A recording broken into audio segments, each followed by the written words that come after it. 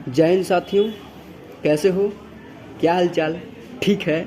चलिए आज समझते हैं केमिस्ट्री का सॉलिड स्टेट में 23वां नंबर क्वेश्चन। आज 12th का VVI क्वेश्चन बता रहे हैं टारगेट बोर्ड से। टारगेट जो आपको जो देखा, टारगेट जो क्वेश्चन है टारगेट का, उस टारगेट के पेपर से एनालिसिस करवा रहे हैं केमिस्ट्री का 12th का। जिन भाइयों को, जिन बहनों को परीक्षा देना है इसी बार 2025 में, उसके लिए VVI तुम्हारा क्या है, क्वेश्चन है और उसका आंसर भी है। समझना, केमिस्ट्री पढ़ाते हैं, कोई बोलते ही रहिए, चलो समझो।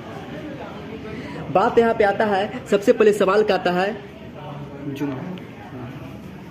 सबसे पहले सवाल कहता है कि निम्नलिखित में किस प्रकार के दोष के कारण क्रिस्टल के घनत्व में कमी आता है। यानी कहता है कि कौन सा दोष है कि जिसके कारण उसके घनत्व में कमी आता है। फ्रेंकल, शॉर्ट के अंतराल, कौन सा दोष है? तो शॉर्ट की दोष एक ऐसा दोष है मेरे दोस्त, ऐसा दोस्त है कि उसके कारण क्या होता है, उसके डेंसिटी में क्या होता है, अंतर आ जाता है, कम हो जाता है। फिर कहता है शॉर्ट की दोष के कारण ठोस का घनत्व क्या होता है, तो ठोस का अभी ना बताएं कि क्या कहता है, दोष के कारण क्रिस्टल घनत्व क्या होता है, कमी। तो कमी का मतलब ठोस का घनत्व घट जाना।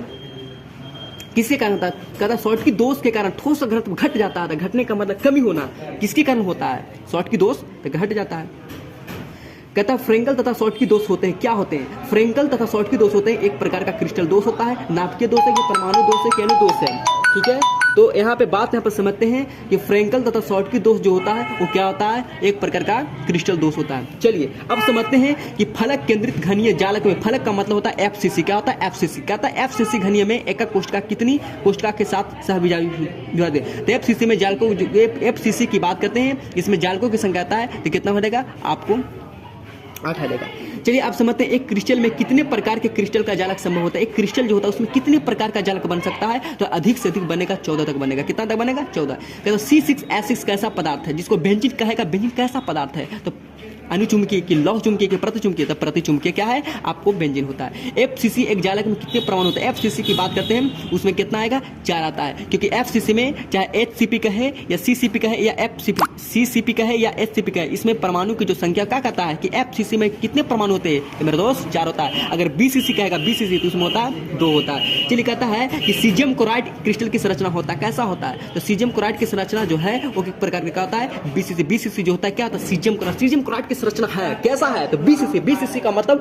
कि सीजियम क्लोराइड की संरचना होता है। चलिए आज समझते हैं। अब कहता है निम्नलिखित आयनिक यौगिक के क्रिस्टल में आप किसमें धनायन तथा ऋणायनों में केंद्रित को अधिक दूरी पर रखा जाता है। मतलब कौन सा ऐसा आयनिक है जिसको धनायन और ऋणायन को अधिक दूरी पर रखते हैं, जिसका नाम तो सीजियम का फ्लोराइड है, कि सीजियम फ्लोरीन है, लिथियम फ्लोराइड की, सीजियम फ्लोराइड की, सीजियम की लिथियम। तो सबसे कौन होता है, आपको लिथियम होता है ना, लिथियम होता है, तो सीजियम आयोडीन जो होता है ना, तो फ्लोरीन, क्लोरीन, ब्रोमीन, ऊपर से नीचे आने पर उसका जो धनायन और ऋणायन जो होता है उसका दूरी बढ़ता है ना, देखोगा जैसे फ्लोरीन होता है, क्लोरीन होता है, ब्रोमीन होता है और आयोडीन होता है। जैसी जैसी दूरी पर आता है, जितना जो नीचे में आता है उसकी दूरियां बढ़ जाता है। इसका मतलब आयोडीन क्या हो जाएगा, आपको दूरी बढ़ जाएगा। फिर कहता है P प्रकार के डोपित अर्धचालकों को प्राप्त करने में मिलाई गई अशुद्धियां में संयोजी इलेक्ट्रॉन की संख्या क्या होता है? P प्रकार की डोपित है, तो P प्रकार में जो इलेक्ट्रॉनों की बताता है कि उसमें अर्धचालकों की संख्या कितना होगा मेरे दोस्त। तो P प्रकार जो डोपित होता है ना, उसमें 3 होता है, लेकिन जब N टाइप कहेगा तब उसमें N टाइप कहेगा तब 5 हो जाएगा। N टाइप कहेगा तो 5 होगा,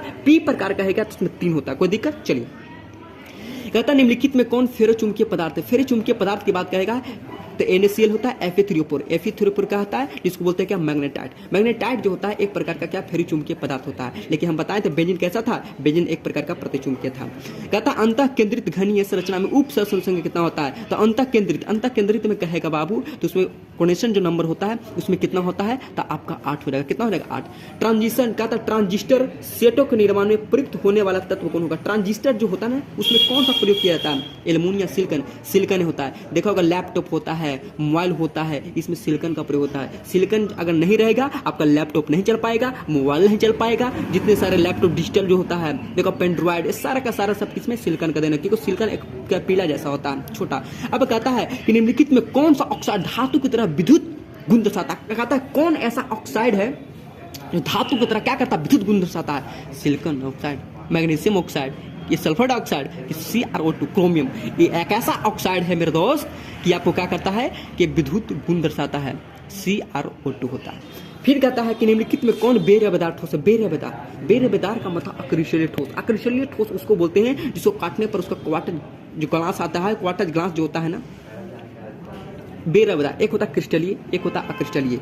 तो कहता है अक्रिस्टलीय, तो बताओ, एक है क्रोम एलम होता है, सिलिकॉन कार्बाइड होता है, एक क्वार्टज ग्लास होता है। क्वार्टर ग्लास को जब काटोगे तो देखा होगा उसका सपाट रूखड़ा आता है। क्या आता है? पहले से चिकना रहेगा, लेकिन जैसे ही तुम काटोगे ना तो उसका सपाट रूखड़ा आता है। तो रूखड़ा किसका आता है बताओ तो सिलिकॉन क्या है? Quartz glass. क्वार्टर ग्लास एक ऐसा होता है, कहेगा कि अक्रिस्टलीय ठोस, रवाहीन ठोस या बेरबेदार ठोस। ये किसका अंतर्गत आता है? सब तीनों एक ही है, चाहे अक्रिस्टलीय कहो, चाहे बेरबेदार कहो या रवाहीन ठोस कहो, सारा का सारा एक ही होता है। जिससे काटने पर उसकी सपाट क्या होता है? रुखड़ाता है। जिसको काटो, अगर जिसका सपाट अगर रुखड़ा आ गया तो समझ लो क्या है?